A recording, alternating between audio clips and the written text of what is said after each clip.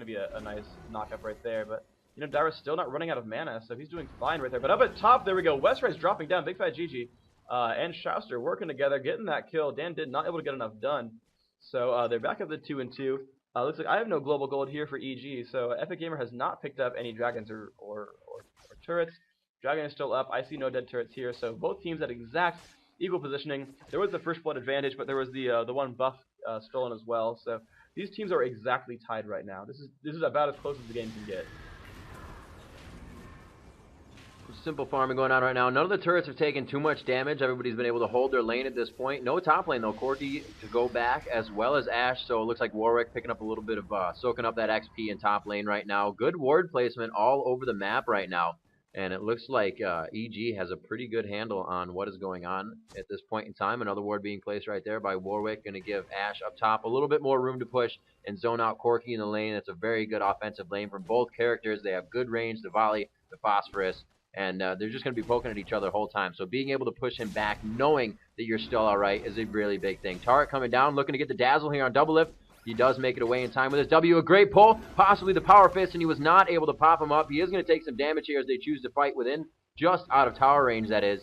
And they will be able to back off, get their heals down. A Mumu now running around in the jungle around Anivia. Possibly wanted to go for something on the mid on Malzahar. But he believed his flash is back up and just not something they were going to go for. Not enough damage that they would do, so they held off on that.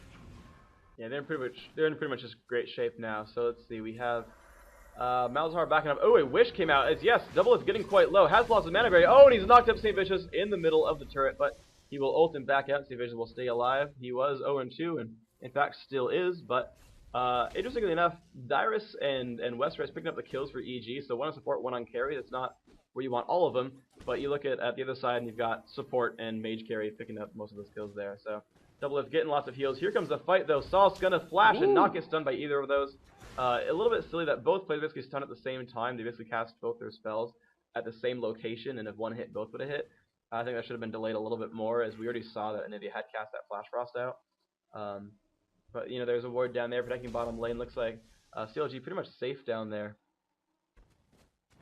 And let's see what else we can do. It's like Mumu's making moves around the map, trying to play Roam. We got Warwick stealing red of EG at this point in time. He will be down there, able to get that for himself. And it's his own. Yes, indeed. He's kind of just taking that out there. But double lift, though, still getting pushed around. It's amazing how much he's been, like, constantly knocked around by Hotshot and St. Vicious, and he just recovers every time and just like, yeah, let me just pull Alistair in. That sounds like a great idea. And it's just like, it's working for him. It's great. Oh, Dan didn't show up. This could be bad. St. Vicious does not have his ultimate. He doesn't want to show himself. They want to try to get themselves in another positioning where that's going to work. And the thing is, CLG has more minions here, so CLG will push. This lane will push down if double lift doesn't attack them down. So they can, if double lift plays enough back, they can cause this lane to push and get a zone or a gank out of this. Looks like Anivia is getting pretty aggressive in that top lane. And she will go back around. Looks like she's going back just to fight. Throwing down the ultimate. Trying to zone out that Malzahar. Double lift taking more damage. Feeling pretty confident about it though. He's able to go back and forth. Like you said, just take the damage, stay there, take a pounding, but still choose to pull and continue to do damage. He's trying to get as much poke in as possible. Really valiant attempt, but on the double heal lane, he's not really going to be doing much, just wasting his mana at this point in time. Westrice has disconnected at this point in time. He is in the bush. He will be alright on that disconnect, hopefully, and unfortunate. He can get back into the game soon and assist his team. That will give Ashe a little bit of a heads up here, and she will be able to start to level over him if they return to lane together. Right now, top lane is just going to battle it out by the minions themselves, and it looks like we have some dragon conversion here. They will be fighting onto dragon. Looks like it will be an Amumu ult to come down. Dan Din, DG did get it as Dan Din flashes out. He did get a smite down on that. We can see Kobe with the oracles trying to clear some wards in the jungle.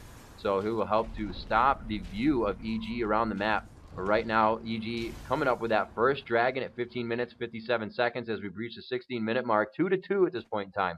No turrets, like I said, really taking any damage. And the lanes are just doing it out right now, kind of poking each other back and forth. Bottom lane, like I said, double heal, double stun. Not a lot they can do there. It's going to be a poke up. Pulverize, going for the dazzle, and he will, yeah, like you said, stacking the stuns, not very effective. Ooh, good burst damage coming out of Anivia, stopping him within her ult. Will they be able to get this down? Blitzcrank passive coming up very big. He is ignited, and it is going to be the shard from Anivia to take him out. The bandage toss from an inch away missed. by Kobe. Very unfortunate there. They could have stopped Soraka and just held her in that spot, getting another dazzle down on her, and that would have been enough to take her out as well. They were able to get one, though, giving themselves the advantage there. Now 3-2, as we had not seen a kill for quite some time. Ash back to top lane now to free farm with no Corki. Yeah, great stuff there. So CLG getting a huge advantage now. Obviously a big unfortunate piece where Ash DC's or Corki DC's out. Westeros is back now. He has reconnected into the game, so he's out for about a minute and a half.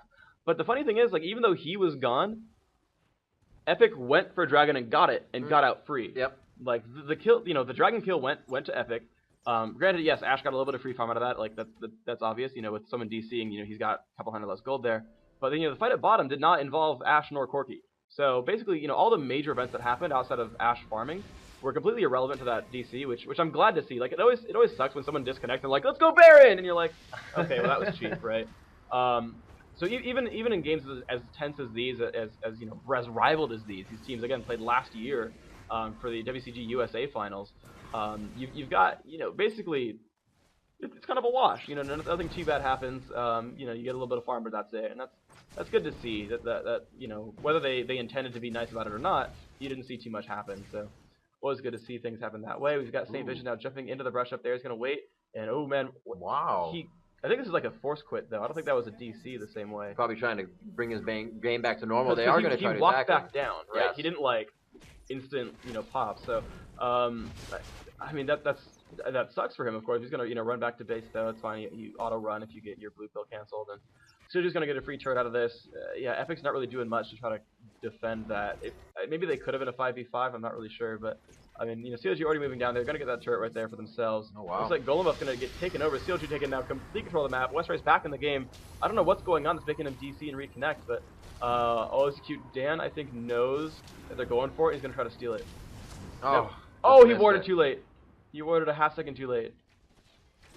Let's see what they're doing here. They have left all their lanes to try to get this down. Clairvoyance is down to see where they are, and all the lanes have been left. They were trying to get a kill down on that and protect something as well. Corki back in the game now does not have a lane. He was 3 levels under Ash, so that is going to hurt him a little bit as they come to team fights now. Level 10, everybody's around level 13. Kobe actually 9 as he was in the jungle, roaming around, trying to soak up some XP there. So they will start to tussle it out up in that top lane. And Kobe deciding to back off on that one, search the jungle with his oracles, trying to take out some wards. We have the rest of CLG coming out of base right now. Alistair and Ash back into the game. Tarek bottom lane getting his farm on. And right now, EG just kind of roaming around a little bit, not really gaining too much XP around the map. And they're trying to figure out where they can start to initiate here. It's about time to rat pack, about time to control some jungles. And we'll see who's going to start doing that first and really grab the advantage here at 20 minutes into the game. Alistair got pulled in by Blitzcrank and ran away very quickly. He's going to go ahead and meet up with Anivia and Ash, and they're going to jump towards the middle of the map. More just AoE clearing. This team has such great area of effect. And of course, great crowd controls as well. If they there's the wall. They could catch Sauce. They will land that stun. Alistair could have gone for a flash stun pulverize, but pretty dangerous to jump in, especially with like Soraka there. You have to ult to cancel the silence before Malzahar ulted him, and then Warwick could have shown up, and there's a whole lot of things going on. But double F has been caught. Amumu will pop the ultimate, and here comes a ton of damage from Malzahar, who will drop first. Ash Arrow comes out. No one is dead yet, though. St. Fish is in the middle with his ultimate on. Now that is timed out. He will flash away. Big Fat GG, though, trying to put some damage output. Dan did take some damage. Big Fat GG going to get forced to egg right now, and the damage output is huge from Malzahar. He will flash out and try to stay alive, and yes, GG will revive from that egg. He will be okay. No one is still dead, but everyone is super low. Westeros 1 hit from dead. Stun coming out from Anivia. Dan did trying to get away, and he will make it out. The wall comes in. Dyrus getting stunned. Will Dyrus fall? No, he will flash too. No, he will die. Shouster picking it up. There's another stun coming in on the Sauce. And CLG in pretty good shape now. Blitzcrank around the back will not be able to probably land a hook. Nivea's stun coming out will not hit Sauce. If it did, they probably wouldn't have gone for it, but would have been some free damage. Kobe 24 getting some of these minion kills for himself. Might as well. Shouster taking a big one to the face. Gets hit by a turret as well. A little bit of pain there, but not too bad. And CLG comes out of that one, I think 1-for-1 actually, as Alistair did drop around the same time as Soraka. Yeah, taking out the healer. That allowed CLG to keep poking at that turret. They tried to clear out wraiths in the jungle, just giving as much trouble to EG at this point as possible. They lost Corki up top. That is the tower that is gone. They have gotten 2 towers on EG right now. CLG only losing their bottom tower at this point in time. And a good push by Blitzcrank and Warwick down bottom. It looks like they will be able to do some big damage. Or no, not push. Trying to outpush their lane, I should say. As Blitzcrank and Warwick farm the bottom. Soraka will join them down there. And it looks like they're just trying to move around in packs right now. Power and numbers is what EG has to focus on at this point in time. A lot of tanky and a lot of damage coming out of the hands of CLG right now. Looks like we got a roaming Alistar as St. Vicious moves around the jungle. He wants to do some farming as well. Nivea will probably go back, refresh her blue on this one. Yeah, she's in good shape there. Drops the wall down. It's going to prevent herself from taking any damage from this golem. Because you get free mana anyway, you might as well just spend it to keep your health alive. So that's going to be fine. How are the picks and bans going so far now on this guy? We are finished. Yeah, so it looks like we're going to have everyone join up. And as soon as this game is done, we're going to start the other one. We're going to have that game actually started up. Actually, it probably means that I'm going to actually have to switch accounts. Because we're going to stream the beginning of that game while they're doing picks and bans. Oh, Dan Dink gets caught by an arrow, and the damage output is huge. He's doing what damage he can, but he's just dead immediately. CLG in great shape now, 5-3.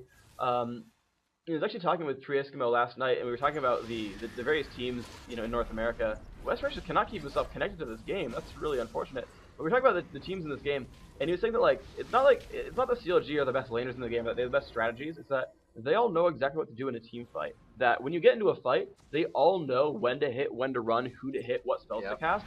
And you saw them just blow up Warwick. I mean, we saw a couple of times where they would actually stack stuns together on accident. But for the most part, they are just really good.